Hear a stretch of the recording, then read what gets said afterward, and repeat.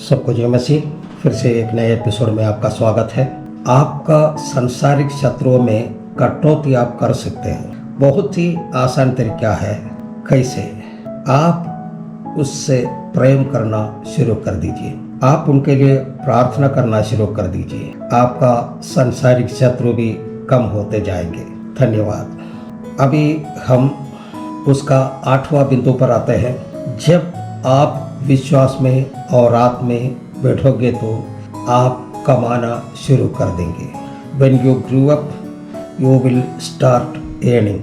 यीशु मसीह कहता है अपने लिए इस दुनिया में धन इकट्ठा मत करो। मत्ती रचित समाचार 6 अध्याय का 19 और 20 में इसे लिखा है, अपने लिए पृथ्वी पर धन इकट्ठा न करो जहाँ कीड़ा और काई बिगाड़ते हैं और जहाँ चोर सेंध लगाते और चुराते हैं, परंतु अपने लिए स्वर्ग में धन इकट्ठा करो जहाँ ना तो कीड़ा और ना तो काई बिगाड़ते हैं और जहाँ चोर न सेंध लगाते और न चुराते हैं। इस दुनिया चोरों से भरा हुआ है। आप भी जानते हैं, हम भी जानते हैं। बिहार में, केरल में, भारत में, अमेरिका में, रूस में, चीन में, जहाँ पर भी देखो चोरी है।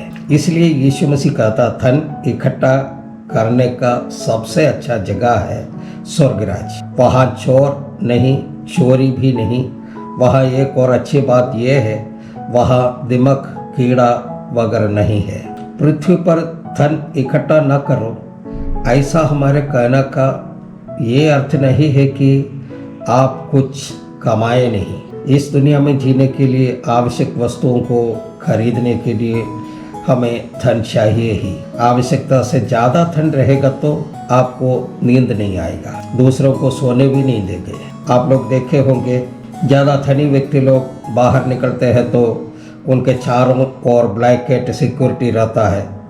ये धनी व्यक्ति रात में सोते हैं तो इनका सिक्योरिटी जागते रहता है। ज़्यादा संपत्ति का मतलब है बर्बादी। आप लोग जानते हैं 2016 का नोटबंदी का कुछ समय पहले आपका मुकेश अंबानी का घर में कोई फंक्शन था। उसी में हमने देखा कि टीवी चैनल में, न्यूज़ चैनल पे सब देखा, सोशल मीडिया में सब देखा है। उस फंक्शन में घर के चारों तरफ जो पंडाल बनाए हुए थे उसी में 2000 के नोटों से सजाए हुए थे। वो हमने देखा, पिक्चर भी हमारे हाथ में रखा हुआ है। मान लीजिए हमारा घर में जो पालने वाले जानवर है उसको ज़्यादा खास देगा तो क्या करते हैं, उसमें से कुछ खाएगा या नहीं तो पेट भर के खाएगा। बाकी जो बचता है उसको अपने वो क्या करते हैं, अपने पैरों तले उसको रौंद कर बर्बाद कर देते हैं। लेकिन एक गरीब आदमी को 10-20 रोटी भी अगर दे देते तो वह क्या करेगा, उसमें से जितने उनको ज़रूरत है उतना खाएगा। जो बाकी जो बचे गए वो सुरक्षित रखता है कि बाद में वो खा लेंगे। ज़्यादा संपत्ति इकट्ठा नहीं करना है। जितना ज़रूरत है उसके लिए तो चाहिए ही चाहिए, उतना ही रखिए। बल्कि परमेश्वर कहता है आपका संपत्ति स्वर्ग में जमा करें। अब हम इसका आखिरी और 9वें बिंदु पर आते हैं। जब आप विश्वास में और आत्मा में आगे बढ़ते हैं तो आप प्रभु का यानी कि यीशु मसीह का इच्छा को जानकर उसी के अनुसार काम करना शुरू करेंगे। When you grew up, you will start to know the will of God and act accordingly। इफिसियों का किताब का 5 का 17वां वचन में इसे लिखा है, इस कारण निर्बुद्धि न हो पर ध्यान से समझो कि प्रभु की इच्छा क्या है। हम स्वर्गीय पिता का इच्छा को जानकर उसी हिसाब से काम करना है। हम इसके लिए कुछ उदाहरण दे करके बताना चाहते हैं। हम लोग बच्चों को देखते हैं, बच्चे 3 प्रकार के होते हैं। स्वयं समझकर काम करने वाले बच्चे हैं, दूसरा है आज्ञा मानकर काम करने वाले बच्चे हैं, तीसरा है आज्ञा नहीं मानने वाले बच्चे। अभी आप अपने आप को जांचिए कि आप किस झुंड में हैं। जब मैं छोटा सा था मैं दूसरा कैटेगरी था। मैंने आज्ञा देता है तो उसी का अनुसरण करता है, वो काम करता है, अपने से कुछ नहीं करता है। इस बात को हम विस्तार से बताना चाहते हैं कि ताकि आप बात को पूरी रीति से समझें। अगर आप बात को नहीं समझ पाए तो मेरा इस प्रोग्राम का कोई लाभ नहीं है।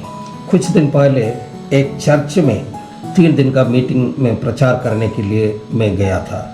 पहला दिन में प्रचार कर रहे थे तो अचानक मेरा गला खराब होने लगा, मेरा बोली में खराश आने लगा।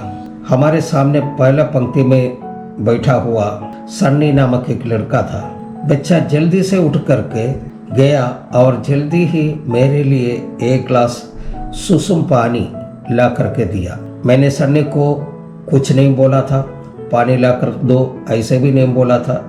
सन्नी अपने से उठकर गया। वह सादा पानी ला सकता था, लेकिन वो समझ करके कि मेरा गला खराब है, वह सुसुम पानी से ठीक हो सकता है, वो गर्म पानी भी नहीं लाया। मैंने ज़्यादा गर्म पानी भी नहीं लाया, सुसुम पानी लाया, क्योंकि वो जानता है कि पास्टर प्रचार कर रहे हैं, गर्म पानी देंगे तो तुरंत पी नहीं सकते हैं, इसलिए वो सुसुम पानी ला करके दिया। दूसरा दिन का प्रचार में भी मुझे वैसे ही कुछ तकलीफ हो रहे थे, तो निर्भाग्यवश उसी दिन वो सन्नी नाम का बच्चा वहाँ पर नहीं आया था। मैं सामने बैठा हुआ दूसरा एक बच्चा सुबिन को बोला है कि बेटा जा कर के एक गिलास पानी ला दो। सुबिन उठ कर गया और मुझे एक गिलास पानी ला करके दिया। और कुछ बच्चे वहीं पर ऐसे थे, प्रचार करने के समय में भी खेल रहे थे, हल्ला कर रहे थे, गाने का किताब को फाड़ करके जहाज बना करके खेल रहे थे, छेड़खानी कर रहे थे और उस समय माहौल को बिगाड़ रहे थे। मैंने 1-2 बार बच्चों को मना किया, दूसरा बुजुर्ग लोग उन बच्चों को शांत करने का कोशिश कर, लेकिन वो मानने के लिए तैयार नहीं। हमें ऐसे बच्चों के लिए प्रार्थना करने की जरूरत है। सारांश ये है, सन्नी जो पहले कैटेगरी के बच्चे हैं, स्वयं समझकर काम करने वाला सन्नी उस वक्त को समझा, उस माहौल को समझा, उस समय का आवश्यकता को समझा, उसके अनुसार उन्होंने कदम उठाया और सारे समस्या का समाधान हो गया। इसको कहते हैं स्वर्गीय पिता का इच्छा को जानकर उसी हिसाब से काम करना। सुबिन जो दूसरे कैटेगरी के बच्चे हैं, आज्ञा मानकर काम करने वाला सुबिन एक आज्ञाकारी बच्चा है। उसको यदि प्रोत्साहन करेंगे तो वो सारे काम अपने कर सकता है, लेकिन अपने आप में कुछ भी नहीं करता है। और बाकी जितने बच्चे बैठे थे वो तीसरा कैटेगरी के बच्चे हैं, आज्ञा नहीं मानने वाला। इस प्रकार का बच्चे के लिए आप और हम प्रार्थना करना है, क्योंकि वो परमेश्वर का बच्चा बन जाए। अब आप बताएं, हम ज़्यादा प्यार किससे करेंगे? स्वाभाविक है कि पहला कैटेगरी के बच्चे को हम ज़्यादा प्रेम करेंगे। जब आप आत्मिक और विश्वास में बढ़ते हैं तो आप प्रभु का इच्छा को जानकर उसी के अनुसार काम करना शुरू करेंगे। If you grow up you will understand the will of God and you will change yourself. अभी हम कुछ और उदाहरण देकर के आपको समझाना चाहते हैं, उसके द्वारा आप और भी साफ रीति से बात को समझेंगे। आप इस बात को अच्छी रीति से अपने दिमाग में बैठा दें और कभी भूले नहीं। अगर आप ध्यान से प्रार्थना के साथ में मेरे साथ जुड़े रहेंगे तो आप ये कभी भी नहीं भूल पाएंगे। मैं एक बार एक जगह इसी सब्जेक्ट पर, यानी कि विल ऑफ गॉड के बारे में क्लास ले रहे थे। 1 सप्ताह का क्लास था। आखिरी दिन में क्लास ख़त्म करने के बाद मैंने पूछा मेरी क्लास कैसे लगी। किसी को कुछ सवाल है तो पूछ सकते हैं। कोई कुछ नहीं पूछा, लेकिन उनका चेहरे का हाव भाव और उनकी बॉडी लैंग्वेज को देखकर मैं समझ गया कि इन्हें हम जो सिखाया है कुछ भी समझ में नहीं आया। एक लड़का खड़े होकर के और बोला, ये सब परमेश्वर के वचन पढ़ने के हिसाब से तो ठीक है, लेकिन हम इस संसार में रहते समय अपना जीवन से प्रकट करना या परमेश्वर की इच्छा को जानना और इसको उस हिसाब से जीना, ये सब प्रायोगिक नहीं है। मैं पढ़ाए और इनको समझ में नहीं आया तो उनको कोई लाभ नहीं है और मेरा बदनामी भी हो जाएगा। तब मैंने एक नए तरीके अपनाए ताकि इनको समझाने की कोशिश की जाए और भी समझ पाए।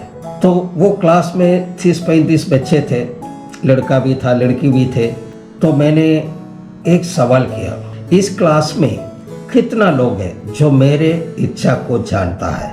सब ने एक ही स्वर में बोल दिया कि आपकी इच्छा को हम कैसे जानेंगे। तब तुरंत मैंने उस सवाल को दूसरे तरीके से पूछा, ठीक है, मेरी इच्छा को जानने वाला किसी व्यक्ति को आप जानते हैं कि नहीं? तो एक लड़की फट से खड़ी होगी और बोली, आपकी पत्नी।